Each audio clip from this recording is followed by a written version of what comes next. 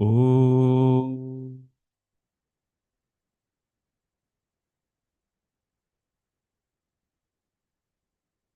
Om.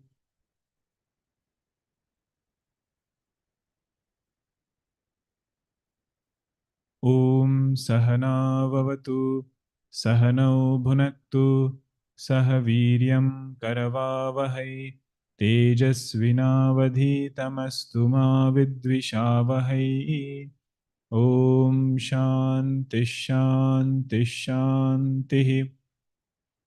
Sadashivasamarambham Shankaracharya Asmadaacharya-paryantam Vande Guru-paramparam. Ramo Rajamanis Sada Vijayate Ramam Ramesham Bhaje Ramena Bihata Nishacharachamu Ramaya Tasmai Namaha. Ramannasti Parayanam Parataram Ramasya Dasosmyaham. रामे चित्तलयः सदा भवतु मे भो राम मामुद्धर समस्तजनकल्याणे निरतं करुणामयं नमामि चिन्मयं देवं सद्गुरुं ब्रह्मविद्वरं सद्गुरुं ब्रह्मविद्वरम् ॐ भद्रं कर्णेभिः शृणुयाम देवाः भद्रं पश्येमाक्षभिर्यजत्राः स्थिरैरङ्गैस्तुष्टुवागुंसस्तनूभिः व्यशेम देवहितं यदायुः स्वस्ति न इन्द्रो वृद्धश्रवाः स्वस्ति नः पूषा विश्ववेदाः स्वस्ति नस्तार्क्ष्यो अरिष्टनेमिः स्वस्ति नो बृहस्पतिर्दधातु ॐ शान्ति शान्ति शान्तिः। ॐ श्री चिन्मय सद्गुरवे नमः। ॐ श्री चिन्मय सद्गुरवे नमः। ॐ श्री चिन्मय सद्गुरवे नमः। ॐ श्री चिन्मय सद्गुरवे नमः। ॐ श्री चिन्मय सद्गुरवे नमः। ॐ श्री चिन्मय सद्गुरवे नमः। ॐ श्री चिन्मय सद्गुरवे नमः। ॐ श्री चिन्मय सद्गुरवे नमः। ॐ श्री चिन्मय सद्गुरवे नमः। ॐ श्री चिन्मय सद्गुरवे नमः। ॐ श्री चिन्मय सद्गुरवे नमः। Hari Om.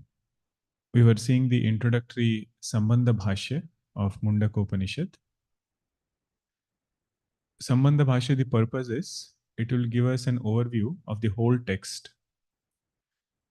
In fact, Sambandha Bhashya has to be read also after studying the Upanishad. Because right in the beginning, Bhagavan Shankaracharya is quoting some mantra towards the end. Once we have studied that mantra, we can come back and connect the dots of how he has introduced it right in the beginning of the Upanishad. You can try doing it for Ishavasya, now that you have studied all the mantras. Go back to the Sambandha Bhashya and just see how Bhagavan introduced mantras which were much later. So this Sambandha Bhashya has few major topics. The first topic is the Stuti of Brahma Vidya. Right in the beginning, the Upanishad starts with praising the lineage of student and teacher,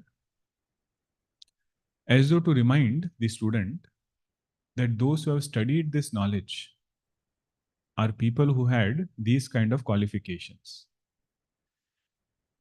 Starting from Brahmaji onwards, then all the way up till Angiras Rishi, who is going to be the teacher of Mundakopanishad. People knew their greatness, knew their qualifications. So by praising or showing us Guru Parampara, they have indirectly praised Brahma Vidya. That is the first portion where this Parampara is elaborated. Something which is not human composition and which is time tested, passed on from a long time. Then came the topic of Sambandha and Prayojana. what we call as anubandha chatushtaya. Adhikari, Vishaya, Sambandha, Prayojana. Who is the fit student? Adhikari. What is the subject matter? Vishaya. Then, what is the relationship between this particular text and my goal? Sambandha. And the last one is Prayojana. What is the purpose of studying this? So Bhagavan said, first let us take up Sambandha. What is the relationship? Why should a person take up this text? He said, Prayojanam is to remove sorrow from life. So Vedanta study will give us the knowledge of that Brahma, which is free from all sorrow. Not only give us knowledge of Brahma, but reveal to us that our essential nature is Brahma. In the light of that knowledge, all sorrows which belong to Anatma, they disappear or they are understood as Mithya. The mantra quoted was Bhidyate Hridaya Granthi. When this knowledge is understood, when this knowledge is seen by that sadhaka, Brahma is very keenly owned up by that sadhaka. Whatever vasanas are there, whatever desires are there, or different erroneous notions about life, all of that is removed for that sadhaka. And afflictions can come in different ways. It can come as raga, attachment. It can come as anger. It can come as irsha, jealousy. All these things are because of ignorance towards our higher nature, thinking that I am different and world is different. So when this knowledge takes place, Upanishad says, whatever knots of the heart are there, means erroneous transactions in our life, all of that is removed. Then the topic was of Para Vidya and Apara Vidya. Para Vidya means knowledge of self, and Apara Vidya means knowledge of everything else. All material knowledge will fall under Apara Vidya. We had seen the differences between Para and Apara. First one was Para Vidya is Karma Nirapeksha, doesn't depend upon karma, whereas Apara Vidya is Karma Sapeksha. It depends upon actions. Means knowing alone is not enough. You have to know it and do it. Whereas Paravidya, only knowing will give result. These words you have to keep getting familiar. Paravidya means knowledge of the self. Aparavidya means knowledge of the not self, anatma. Second one was Paravidya doesn't have any vidhi nisheda. There are no do's and don'ts as far as Paravidya is concerned. But Aparavidya, because there is ahankara there, and the result is coming because of karma, there are a lot of do's and don'ts. And the last one is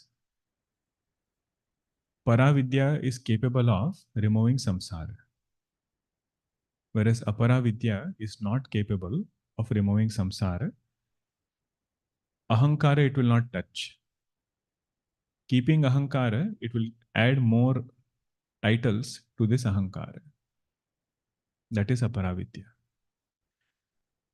So the means for Paravidya is Vairagya, and means for Aparavidya is some other material thing. And the last topic in Sambandha Bhashya is Brahma Vidya and Karma cannot go together. So we will see it today. Let us just chant the Bhashya part, page number 8 in the Gita Press book. The last paragraph, I think. Atra cha apara shabda vachyam. Did you all find it? After vidyate hrudaya grantihi ityadina. After that, atra cha apara shabda vachyam. You have to give me a thumbs up. Huh? If you did not find it, then some did not yet. Huh?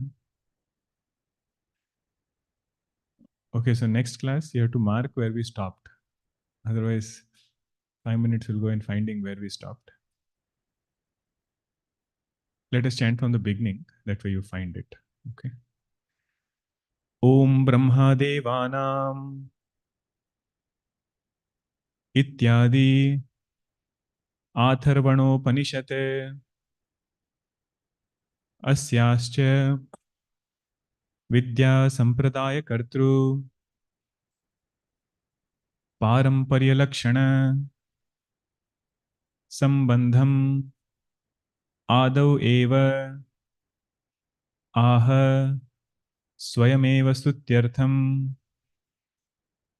Evam Hi Mahadbhihi Paramapurushartha Sadhanatvena Guruna Ayasena Labdha Vidya iti Shrotru Buddhi Prarochanaya Vidyam Mahi Karoti Stutya Prarochitayam Hi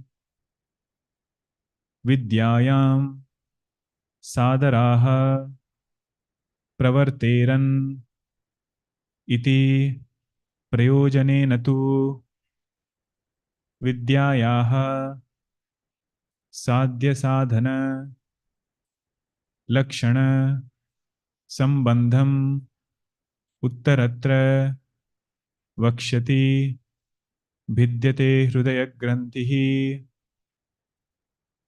Ityadina. This is where we had stopped in the last class. Now we'll continue from here onwards. Atra cha apara shabda vachyam Rugvedadi lakshanayam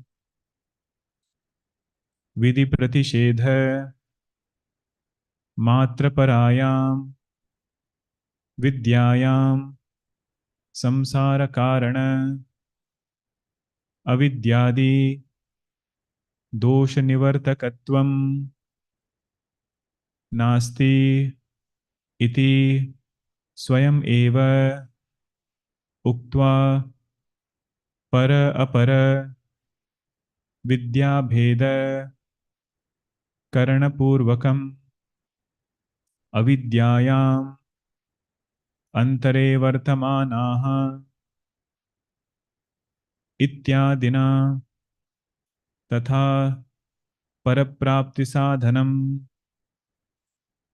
Sarva Sadhana Sadhya Vishaya Vairagya Purvakam Guru Prasada Labhyam Brahma Vidyam Aha Pariksha Lokan Ityadina Prayojanam Cha Asakrut Braviti Brahma Veda Brahmaiva Bhavatiti Paramrutaha Parimuchanti Sarve Iti cha. So this is an elaboration on Para Vidya and Apara Vidya, how it is going to be introduced in Mundakopanishad. Shaunaka Maharshi asked a question, O teacher, tell me that, knowing which everything becomes known. Teacher started answering by saying, O Shaunaka, there are two types of knowledge. One is called as Paravidya, another is called as Aparavidya. This distinction is done to show that the Adhikari of Paravidya is different, the fit student who will seek Paravidya is different, and somebody who will seek Aparavidya is different. The subject matter of Paravidya is different, subject matter of Apara Vidya is different. We cannot combine both of them. So actually this is part of anubandha only. Anubandha Chatushtaya. Sambandha Prayojanam is done. Now we are discussing Adhikari and Vishaya. So atra cha apara shabda vachyam Rugvedadi lakshanaya. What is included in Apara Vidya, material knowledge or knowledge of this world? You should start with the knowledge that we already know. Engineering, medicine, music, all of that we can appreciate falls under Apara Vidya. But here it is said, Rigveda, Yajurveda, Samaveda, Atharva Veda. All of that also falls under Apara Vidya. So how should we understand it? Just the chanting of it without actually appreciating the meaning of Mahavakya will fall under Apara Vidya. If I have memorized Ishavasya Upanishad, does that give me knowledge of Brahma or does it guarantee moksha? Yes, no. Because what I have at that point is mantra jnanam, not shabda jnanam. Out of all the mantras, if I understand Mahavakya, that knowledge pointed by Mahavakya is called as Paravidya. If I just repeat or chant it as any other stotram, that will fall under Aparavidya. So Rugvedadi Lakshanayam, Vidhi Pratisheda Matra Parayam Vidyayam, this Aparavidya which is of the nature of Vidhi Pratisheda. Second quality was do's and don'ts are there in Aparavidya. Samsara Karana Avidyadi Dosha Nivartakatvam Nasti. Aparavidya doesn't have the power to remove samsara. This is where Saddarshanam will be helpful for us, where Raman Maharshi said, you study whichever knowledge you want. But unless ahankara is negated, there is no moksha with any kind of knowledge, including Brahma Vidya. Means including Vedic knowledge, where after studying it, if this ahankara mithyatva doesn't get established, then we will not see that result of the knowledge in our life. So that is this portion where he says, Apara Vidya doesn't have the power to remove samsara. Swayameva uktva para apara vidya bheda karana purvakam avidyayam antare vartamanaha ityadina. This is going to be said by Upanishad. Mother Shruti herself will say this statement that Apara Vidya doesn't have the power to remove samsara. The way it flows is, after Shaunak Maharshi asks this question, Angiras Rishi says there are two types of Vidya, Paravidya, Aparavidya. Then whole chapter, he elaborates what is Aparavidya. Then finally he says, those who take support of this Vidya, they are going in an ocean in an unsteady boat. You don't know when that boat will topple. Is it like that? Is the support of material knowledge. And those who say that this alone we should pursue, there is nothing called as Brahma Vidya, no need to study Brahma Vidya. For them it is said, Avidyayam antare vartamanaha. They are those people who are going in darkness. Although ignorant, they think they are knowledgeable. So that is the cross-reference of that mantra. Then what about Paravidya? Tatha Paraprapti Sadhanam.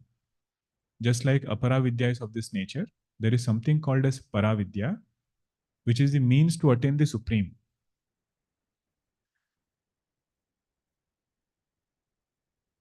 What is the qualification needed to pursue Paravidya?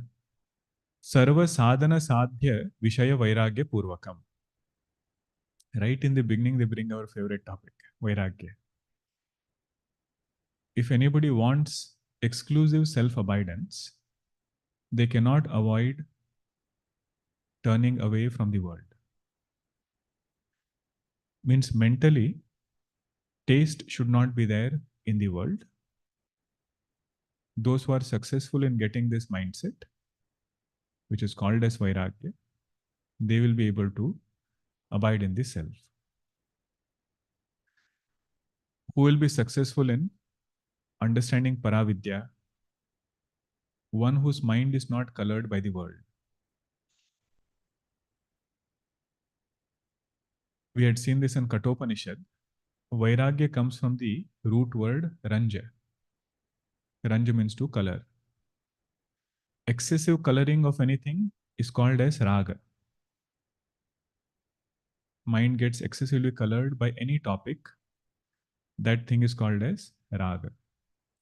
Not allowing the mind to get colored is called as viraga. So viraga alone becomes vairagya. So what all things he has not allowed his mind to get colored by? Sarva sadhana sadhya. If anybody tells him, go to some place and you'll be happy. Do something, you'll be happy. Don't do something, you will be happy. He says, wherever there is sadhya, means I have to do something and then get it. He says that is not Brahma. It is not eternal. That solution I am not looking for because he has already tried it. That is the uniqueness of student of Mundaka. Shaunak Maharshi is not a, Gurudev says, he is not a failure in life. That nothing worked for him. He is now coming to Angiras Rishi and saying, teach me Brahma Vidya. He is the one who has excelled in his chosen field. In secular field, he has excelled and come to a conclusion that permanent happiness cannot be gained through this material world. So that person becomes the Adhikari. He needs to have some life experience, or in the light of Shastra, he needs to look at his life continuously. What I'm looking for, will this particular Jagat give me? In terms of people, in terms of objects, and situations around us. The one who realizes that Jagat cannot give, that person is having Vairagya. Then another main factor for getting this Brahma Vidya is Guru Prasada Labhyam. It is attained by grace of Guru Parampara. Because this knowledge is such, there are so many views. You start looking at each darshana, you start feeling that darshana is so right. School of thought. You start feeling that school of thought is so appropriate. In the midst of all this, to guide us in the right direction, we need this Guru Parampara and their special blessings for abidance to come. And this abidance should be so strong, no matter who brings which Purva Paksha, who tries to question any kind of convictions that we have, we should not get shaken. See, after studying Vedanta also, somebody can still have the doubt. Vedanta is not practical.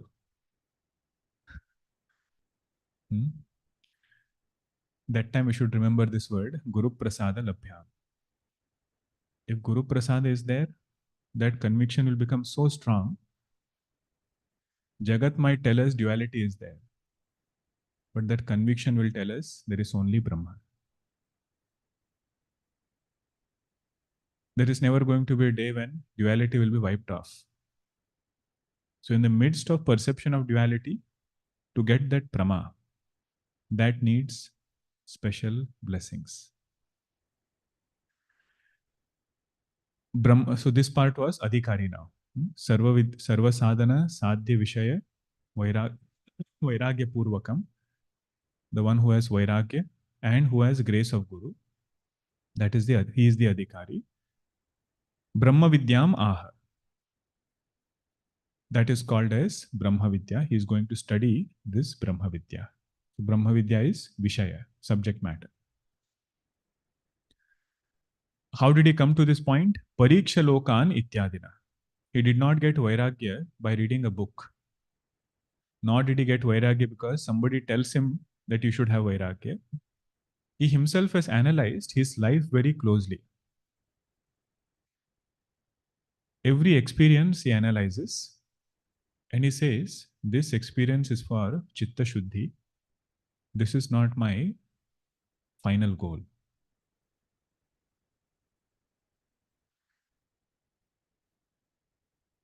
This kind of vichara, this kind of thinking has given him Vairagya. Seeing limitations in the world, that has given Vairagya. And there is one notch up level of Vairagya. Once he understands that other than Brahma, everything is mithya. Towards that mithya vastu, also he has Vairagya. First Vairagya is, vastu is satyam. But then you see limitations in that object. Second is understanding that there is no real entity here. When that conviction comes, his Vairagya deepens. Silver and shell, if mind is running towards silver, one way to calm this mind down is to say, I am a noble person, I am a dharmic person, any silver lying on the seashore I will not take. Doesn't belong to me. But at this point, silver is real. Although it's illusory, but this person thinks it is real. But once he knows that there is no silver, then he will have real Vairagya towards that illusory silver. Both are important. But Pariksha Lokan has both these levels. First, analyzing the world as it is, then going to the next step of actually understanding Mithyat. The Prayojanam, the final result of this knowledge, is given as Brahma Veda Brahmaiva Bhavati. The one who knows Brahman becomes Brahman. He doesn't claim that I am knower of Brahman. Brahman is of the nature of bliss. So if somebody knows Brahman, he becomes of the nature of bliss. He doesn't say, I know Brahman, which is nature of bliss. That is the purpose of study. We have to own up Brahma Lakshana. Paramrutaha parimuchanti sarve iti cha. The one who knows this truth is freed from all bondage. That is the prayojanam of study of Shastra. In Ashtavakra Gita, there is one verse which says, sometimes we have this misconception. I will be happy by doing something. Or this idea that I will be happy by not doing something. That verse says, a person cannot be happy by doing something, nor can he be happy by not doing something. He will be happy only when he understands Tattva. When nature of truth gets ascertained in his mind, that is when he'll be happy, not by doing or not doing. Na prayatnat aprayatnatva. Not by prayatna, effort, nor by staying away from something. Aprayatnatva. Modo napnoti nirvritim. An ignorant person will not get liberation. Tattva nishchaya matrena. By ascertaining the nature of truth, prajño bhavati nirvrita. A wise person becomes liberated. That is the prayojanam of Brahma Vidya. It is not to tell us do this or not do this. It says do whatever you have to do based on your dharma. But understand the tattva, what is our own true nature, that non-dual truth, and everything else being an appearance there. Everybody with me so far? Two topics we saw. Huh? The first topic was Stuti of Brahma Vidya, done by praising the lineage. Second topic was Anubandha Chatushtaya. First Sambandha came, then Prayojanam came, then Adhikari and Vishaya. Adhikari Vishaya was part of Para Vidya, Apara Vidya discussion. Now comes the topic of Brahma Vidya and Karma cannot go together. Bhagavan Shankaracharya says they are fundamentally opposed in their nature. Brahma Vidya is emphasizing on removing this kartrutva. It wants to tell us that our nature is not this finite ahankara. We are that blissful self, which is not the doer. So doership and non-doership cannot be practiced simultaneously by the same person at the same time. On one hand, he says, I am akarta Brahma. Another hand, he says, I am karta. He says, both these things will not go together.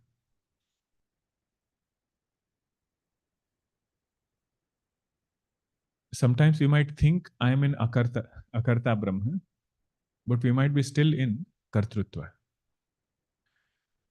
And that kartrutva will show in different ways. It will show as desires. It will show as strong doership. All of that are different hats that ahankara wears.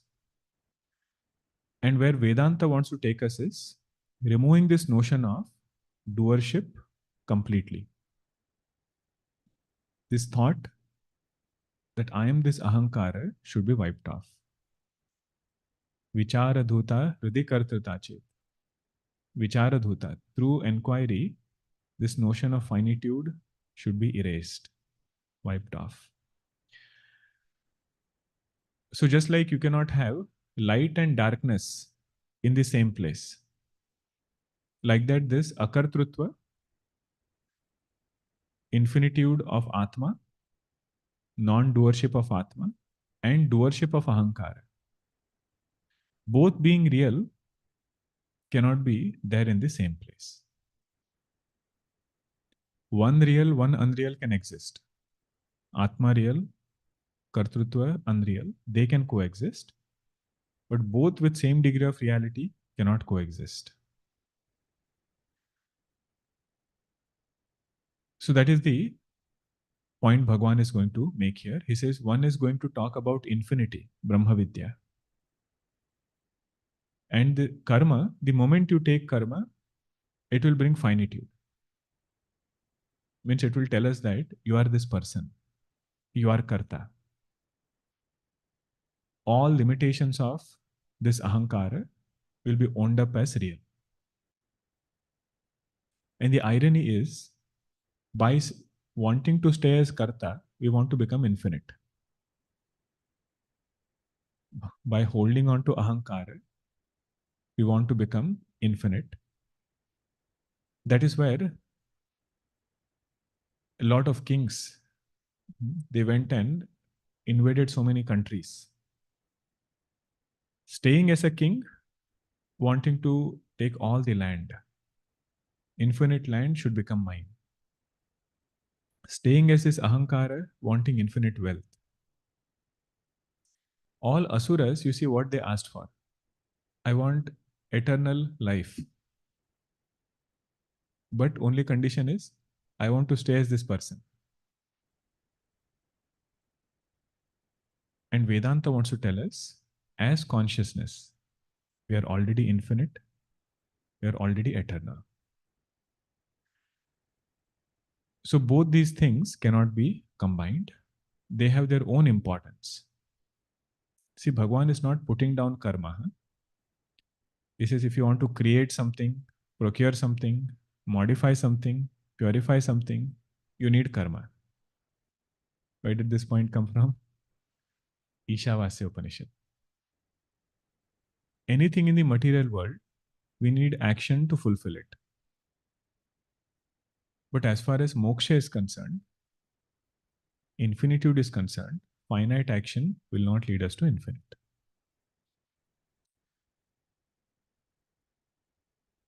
Now, there is a Purva Paksha.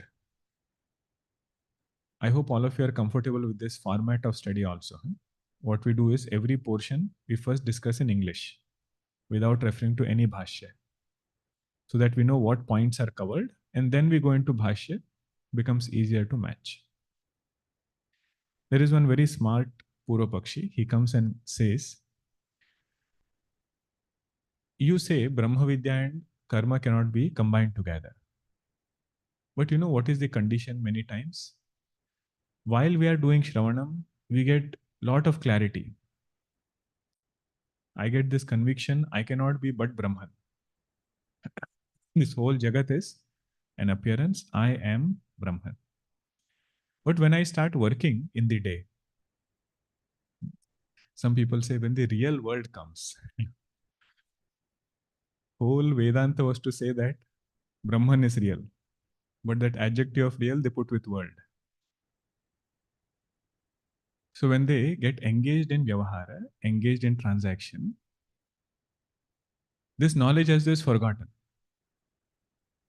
Knowledge as though is forgotten, and you got engaged again. And this can be even a great jnani. You might see that jnani doing the whole day's routine, day's work.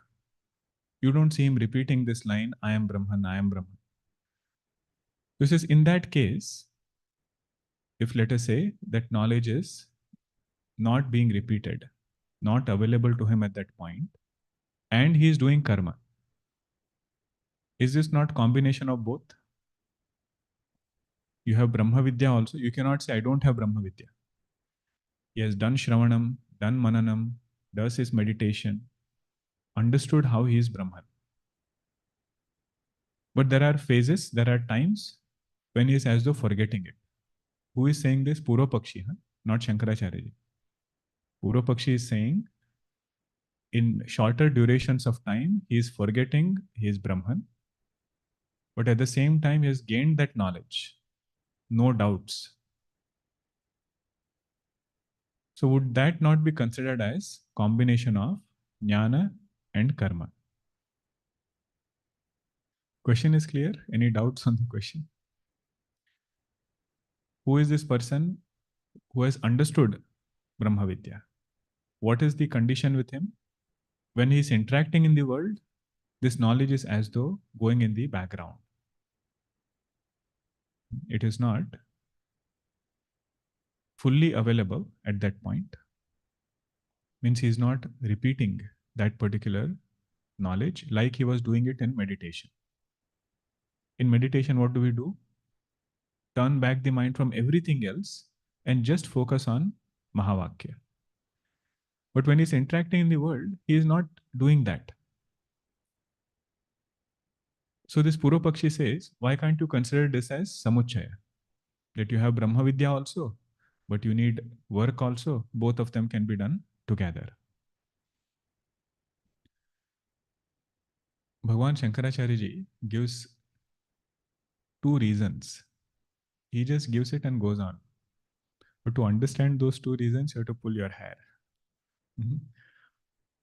His answer to that Purva Pakshi is, Brahma Vidya is not limited by Kala. Brahma Vidya doesn't get conditioned by time.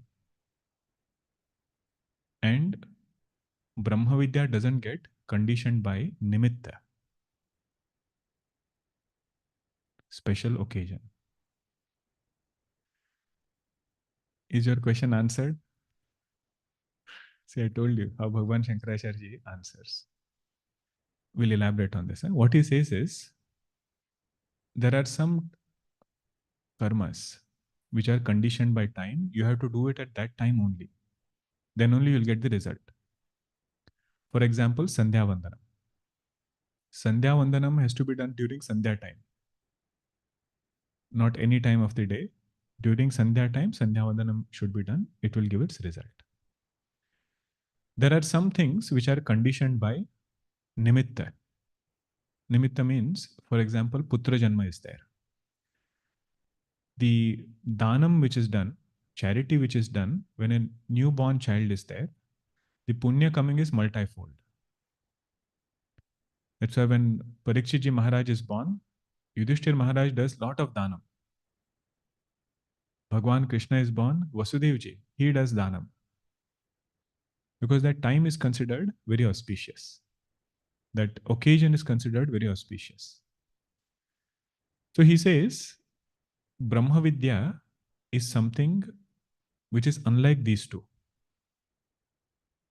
If you ask, at what time should I do Shravanam so that knowledge will take place?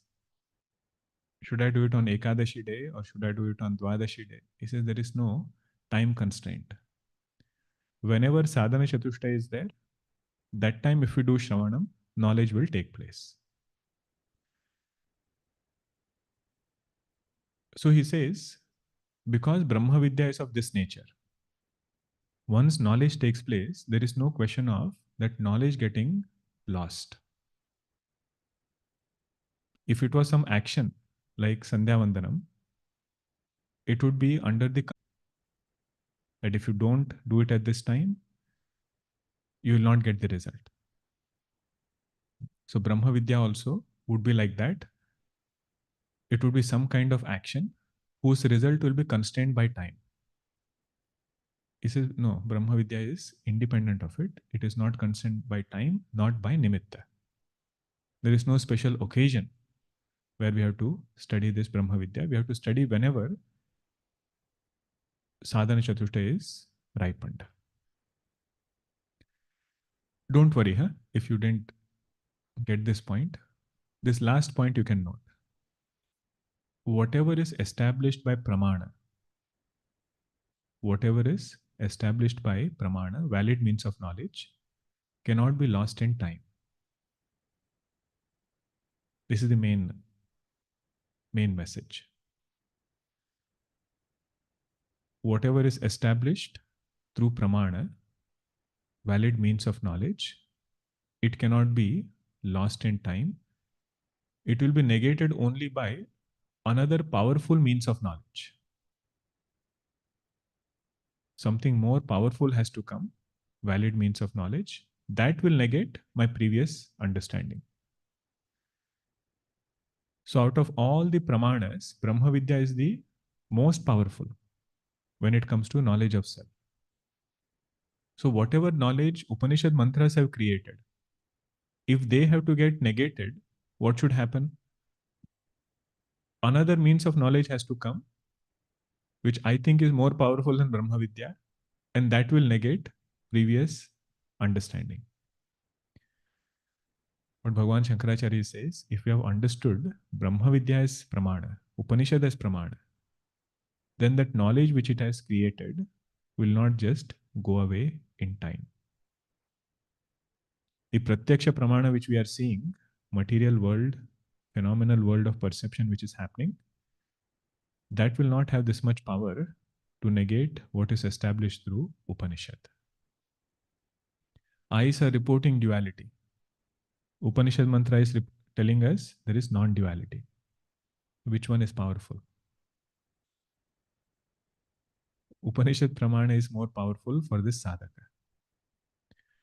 If he has not done praman vichara, if he considers Upanishad pramana and pratyaksha pramana at equal footing for Brahma Vidya, then he will continuously struggle for moksha.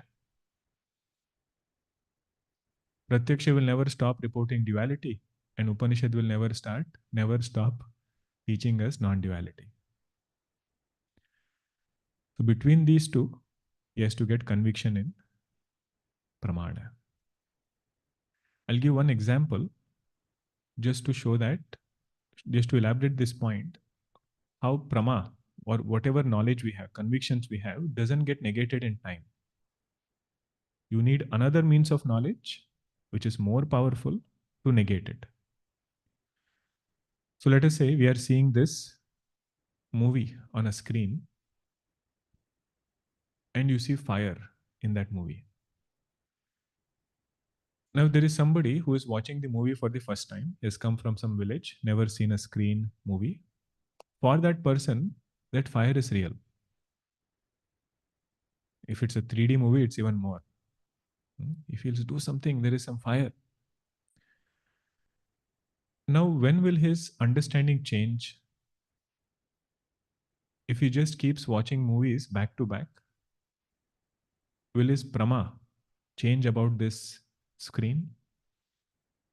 No. Just by passage of time, prama will not change. According to him, it is prama. Huh? Prama means knowledge.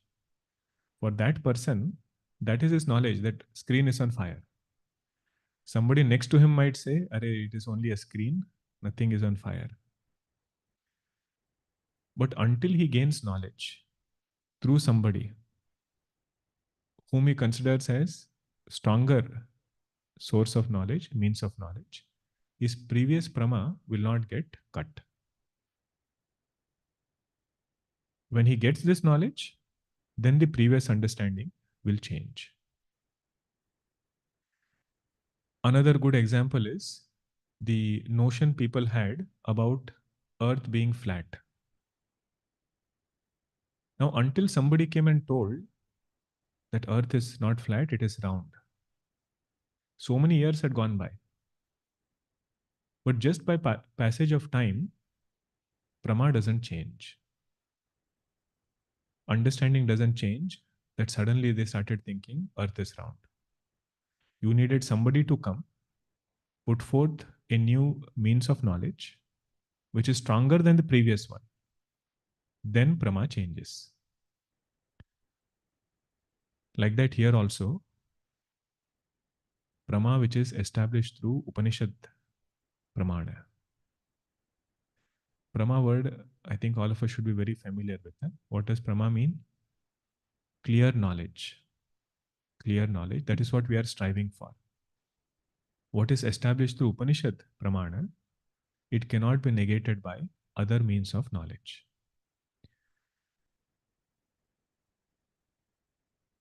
Okay, that is one point. Second is very interesting point. He says this Brahman is such. Even if you want, you cannot forget.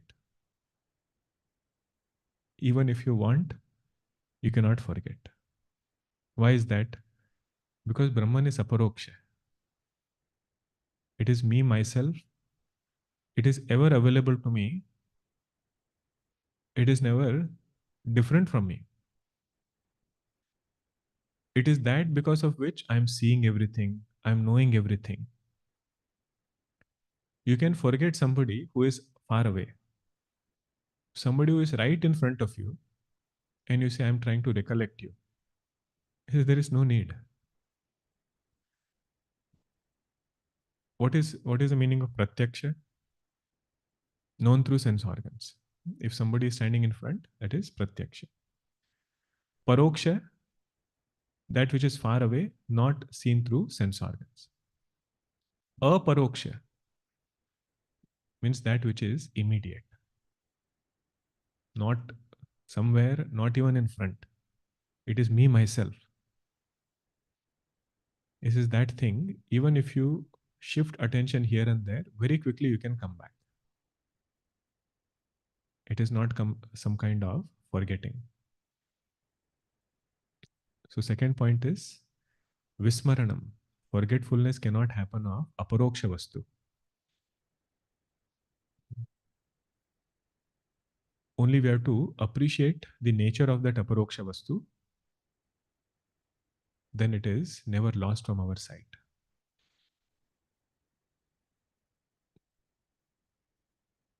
Okay. Now third point, he says that Purva Paksha is asking. Tell me again, what was the problem of that person? He has learned Brahma Vidya, right? He has understood Brahma Vidya.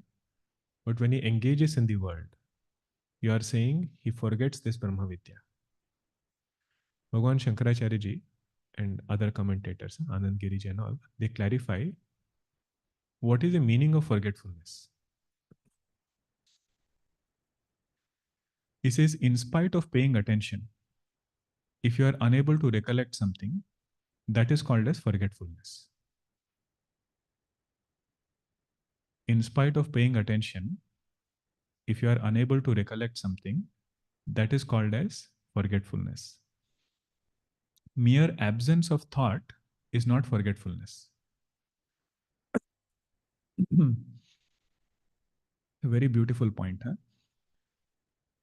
He says, if somebody asks us, chant the first mantra of Ishavasya. So Ishavasya, what was that first mantra? You're recollecting, paying attention. Still, if we don't recollect, that means you've forgotten first mantra of Ishavasya. But until somebody asked, you are not repeating that mantra in the mind. If somebody says, what is the first mantra of Ishavasya? You will start Ishavasya medagam sarvam yatkincha jagatyam jagate tena tyaktena bhunjitah magruda kasya svidhanam. So that means you're not forgotten it. But while you are listening, this mantra was not there in your mind. He said that is true. But vritti abhava, absence of thought, doesn't mean forgetfulness. Whenever this person wants, he can invoke that knowledge back. That is the beauty of Brahma. That Brahma which he has gained through Vairagya and Guru prasada, it will not go away that easily. So what he has to do, if he thinks he is forgetting it, he says invoke it more and more. Tasya smritihi tatra drudaiva nishta. Ramana Maharshi ji said, the remembrance of that truth is abidance in the truth. So don't feel or don't start thinking that I have understood Brahma Vidya, but I am not benefiting from it, or I have forgotten it. So Brahma cannot be forgotten because it is established through Pramana. And another beauty of Brahma is this. Once knowledge has taken place, if any contrary understanding comes, contrary viewpoint comes, this Brahma will rise to cut that contrary viewpoint. And this will happen even if we study Vedanta sincerely. If you have done thorough Shravanam for several years, done Mananam, Nididhyasanam, and gained this conviction that I cannot be this body. Although the body is in pain, I keep identifying with that body and feel I am in pain. That's a different matter, different problem to deal with. But at least on paper, I say I am not this body. Mind might give a lot of trouble. But on paper, I have this conviction. I am not this mind. What I mean by on paper is, we might not be perfected yet on this path, but our prama is in the right place.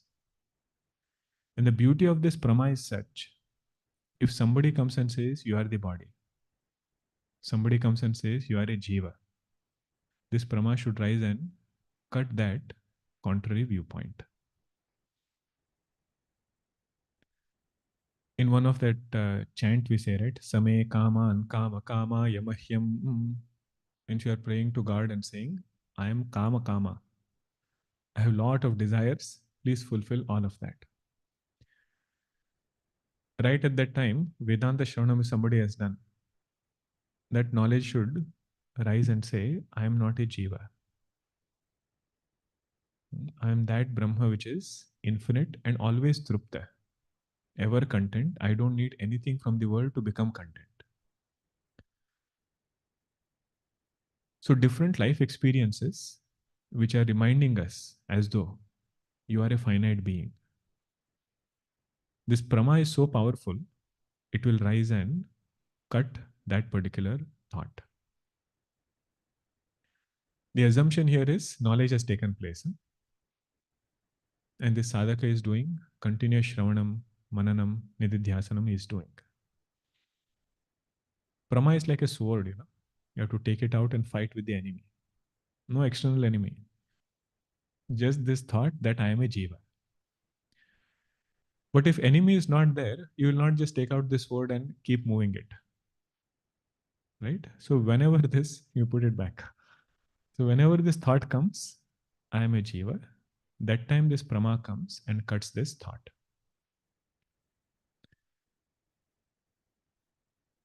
Now having said this, Bhagavan Shankaracharya says, another Purva Paksha might be there who is saying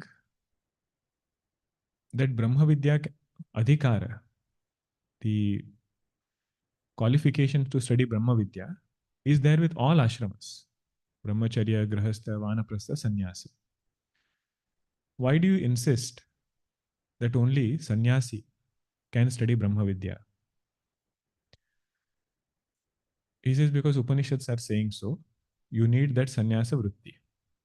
We need that thought that I am not seeking anything in the world as a goal. I am seeking Brahma alone.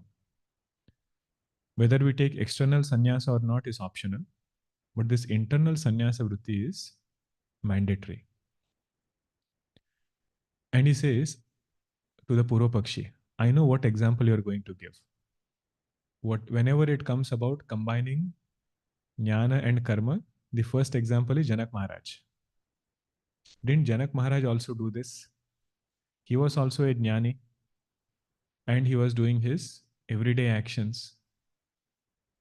And look at the teacher of Mundakopanishad. Angiras Rishi himself is a Grhasta. See, what they are pointing out by the word Grhasta is all the rituals that the Grhasta does. So he will do Agnihotra also, some other rituals also. At the same time, he is teaching Brahma Vidya also. This is in those people, aren't you saying both Brahma Vidya and Karma? In Janak Maharaj, aren't you saying both Brahma Vidya and Karma? Bhagavan Shankaracharya gives a beautiful answer. He says, in these great rishis, Angiras Rishi, Bharadwaj Rishi, Grhastha Ashrama is abhasa matra. It's only for namesake. Abhasa matra means it is only an appearance. They have repeated this understanding of Mithyatva and Brahma Satya in such a way that there is no tinge bit of karma or samsara left in them. This is just by looking at the linga, indicator of that grahastha ashrama. Don't start thinking that they are combining jnana and karma. It's only a linga. Linga means indicator. Something is kept next to somebody, we should not assume that this person is very good in doing or playing that thing. I sit next to a piano and somebody calls me a pianist. I said, no, that linga has nothing to do with your ability to play piano. Like that, Grhastha Ashrama and Brahma Vidya are next to each other for these people. But he says the samsara which is there, it is not there even a little bit. What about Janak Maharaj? He said, Janak Maharaj, you should look at what he has said. Yasya me chasti sarvatra, yasya me nasti kinchana. It is said he went to study with Ashtavakraji. One day he got delayed to come to the class. Ashtavakraji waited for him to come. Everybody else started complaining. You are biased because he is king. You are waiting for him. Why do we need to wait? We can start. What is so great about Janak Maharaj? Ashtavakraji said, let us wait for some time. Let him come and we'll start. They started the class. In between, with his Maya Shakti, he created fire, Ashtavakraji. Fire in the palace, fire in entire Mithila Nagari. All guards came telling that there is fire, we should run. All these other students who are there who are saying, we have come here for Brahma Vidya. And Mahatma Ji would say, one towel was there hanging outside their kutir. They went to save it. Maybe it should not catch fire. And only person who was there was Janak Maharaj and Ashtavakra Ji. He was looking at his guru. Guru kept teaching Brahma Vidya. Then when the fire was quietened, everybody came back. Are you okay? He said, I am okay, but did you get your answer? He said, ask Janak Maharaj what happened. That is when he says this shloka, Yasya me chasti sarvatra. It is true that I am the king. And whatever is there in Mithila is mine. But really speaking, Yasya me nasti kinchana. None of this is mine. Mithilayam pradiptayam name kinchana dahyate. In spite of Mithila going in flames, nothing of mine is getting burned.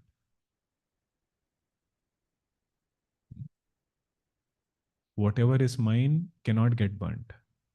Whatever is getting burned is not mine. Whatever is mine means, he says, I am that Atma, the pure consciousness, which can never get burnt. And this Jagat which I am seeing of names and forms is not mine to begin with. Whatever is getting burnt is not mine. Whatever is mine cannot get burnt. He says, this is the conviction that they have. So if you see them engaged in action, don't think that they are combining Brahma Vidya and Karma. So as I had mentioned, these topics Bhagavan has taken in other places also. Jnana, Karma cannot go together. But you see here, he brings it from a different perspective. The question that if you have studied Brahma Vidya and get engaged in Karma, maybe you'll forget it. Isn't that Jnana Karma Samuchaya? You say sannyasis alone are fit to study Brahma Vidya. But the teacher of Mundakopanishad is a Grhasta. Janak Maharaj was a great Gyani, was a Grhasta. Aren't they combining Brahma Vidya and Karma? Through these questions, Bhagavan tries to give us more perspectives. Okay. So after having seen this without any Sanskrit Bhashya, we will see it in the next class, the Sanskrit part. Whenever we repeat through Bhashya, same ideas will get reinforced. I feel Bhashyas are like nails, If you want to spread a mat over here or outside where there is a lot of wind, you have to put nails. That way the mat doesn't fly off. So all these ideas we discuss, sometimes there are so many, we don't know, how to sequence them. So Bhashya will just make sure every idea is sequenced. Again, when we go back, we can easily bring it back. Om Purnamada Purnamidam Purnat Purnamudachyate Purnasya Purnamadaya Purnameva Vashishyate. Om Shanti Shanti Shanti. Hari Om Shri Gurubhyo Namaha.